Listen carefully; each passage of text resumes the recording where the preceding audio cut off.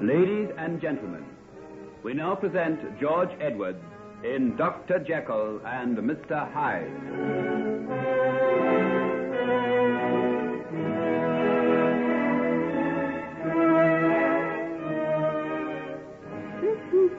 One, two, three, four.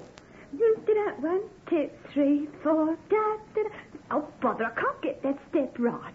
1, 2, 3, and 4. Bravo. Quite nice, my dear. Why do you come sneaking in like that? You got me a fright. I like to take you by surprise. I often wonder what you do with yourself while I'm away. What do you think I do? It would be nice to think that you spend some of your time at the window eagerly watching for my return. You?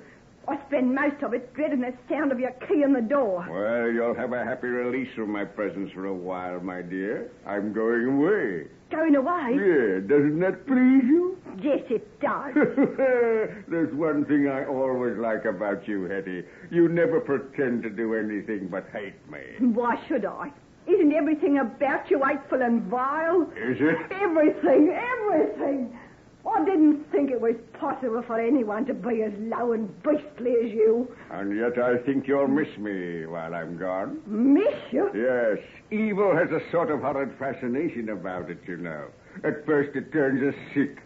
Then we have to look again just to make sure our eyes didn't deceive us.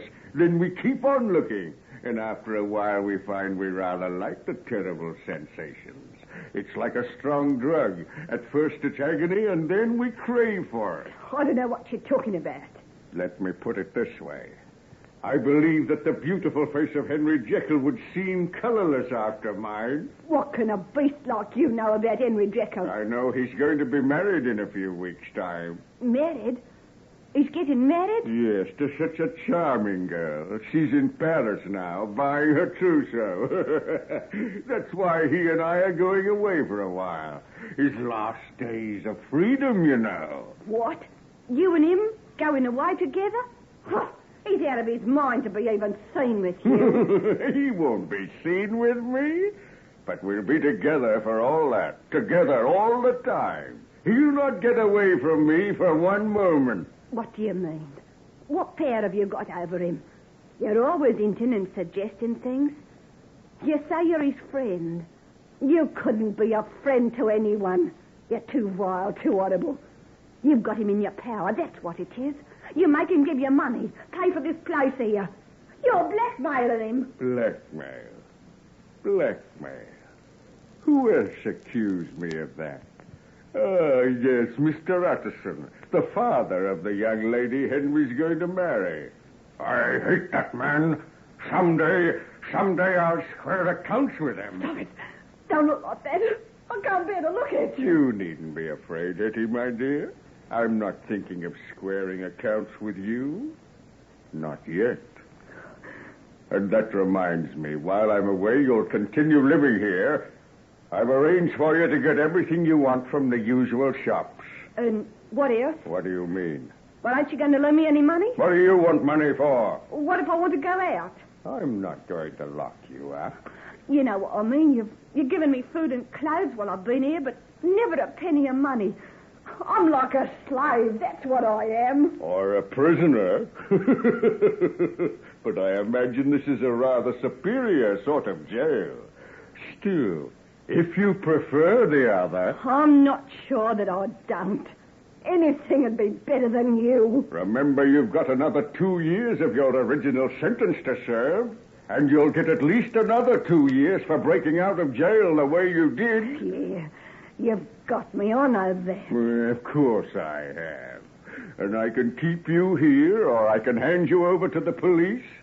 But just to prove that I can temper justice with mercy, I'm going to leave you this check for £100. It's yours, and you can spend it as you please. £100? Yes, it seems like a fortune, doesn't it? But don't deceive yourself. It won't take you far. You can run away if you like, but when you've spent your money, what will you do then, eh? Don't forget your previous attempts to keep yourself. I know. So you'll be here when I get back.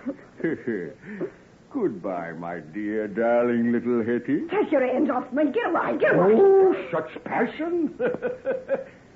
Well, I'd rather have it that way. Hate is a strong sensation. I know it well. I hate people, too. Good people, wise people, hypocrites and liars. People who commit their sins in the dark and hope they won't be found out. Without the courage to be really good or really bad. Bah! Oh, I despise them. Stop your raving and get out of here if you're going.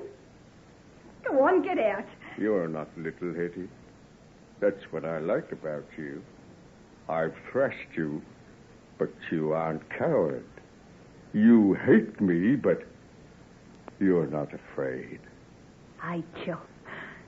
If you only knew how much. That's right. That's right. That's the look I like in your eyes. They're big and full of fire. Perhaps I'm making a mistake in going away. What can the fat peasant girls in Caravina have compared to you? And where's Caravina? In Austria, my dear. That's where I'm going for the festival in the spring.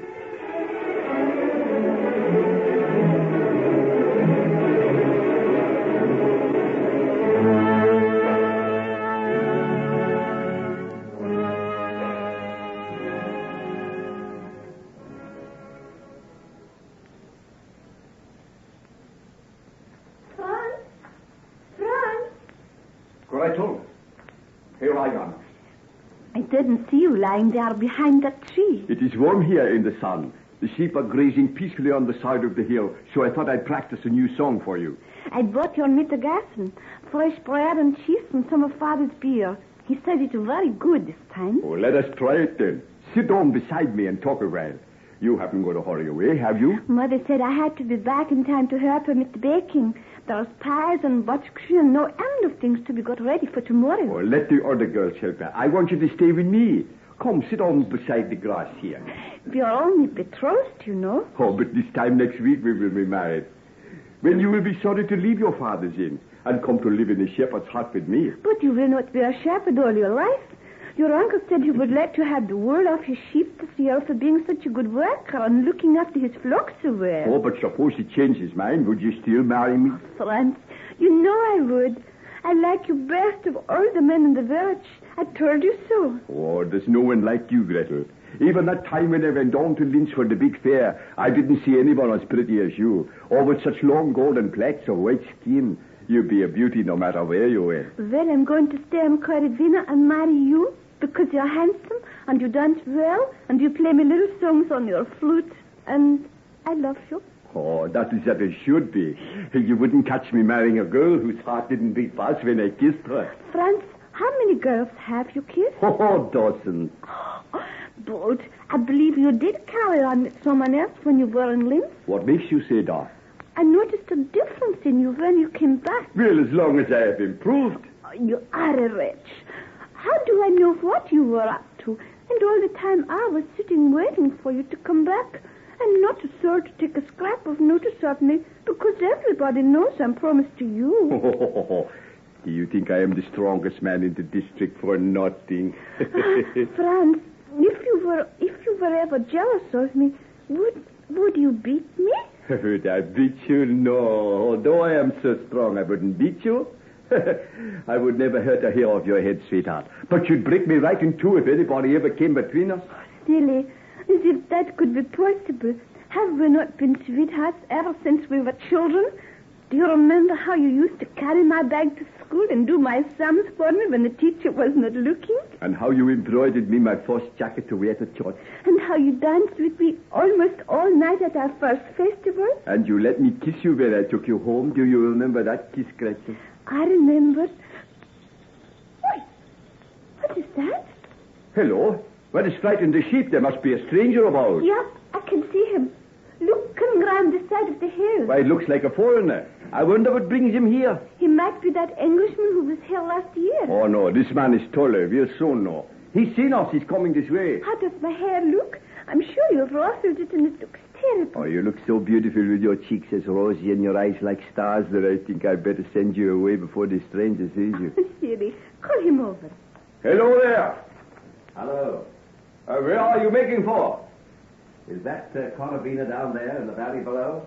Yes, where have you come from? Well, I've been on a walking tour. Do you think I could get a place to stay at in your village? Well, there is the inn. Jekyll's father is the owner. We have a room for you. That's fine. How do I get down to it? Just follow this path? Oh, there is a shorter way than that. I will take you down if you like. Oh, but surely I can find it myself. Will you just turn off where you reach that big rock about halfway down and takes you right to the center of the village? Good, I'll go down then. Do you plan to stay for a while? Well, a friend of mine was here last year. He told me how beautiful it was. Oh, you mean the Herr Dr. Lanyon? Yes, that's right. So, you remember him, huh? Remember him? Oh, he was charming, so gay and such a dancer. We all hoped he would come back again. Well, he sent me instead. I hope I'll be able to make a good impression, too. I do not think you need worry about that, Mynheer. Well, if you go right the way, you should go down and be in time for the midday meal. Jekyll has just brought mine to me. Then don't let me keep you from it. I suppose I'll be seeing you later on. We have our festival next week. You've come just at the right time. At the right time for what? For dancing, singing, all sorts of good times. Oh, that's what I've come for. All sorts of good times. Well, goodbye until I see you again. Goodbye. Goodbye. Who is he, I wonder? He's much better looking than Herr Lanyon. All the same, I'd rather Herr Lanyon's red, good-natured face than this man's for all his good looks. What? What do you mean? I don't know, but something about him makes me feel uneasy.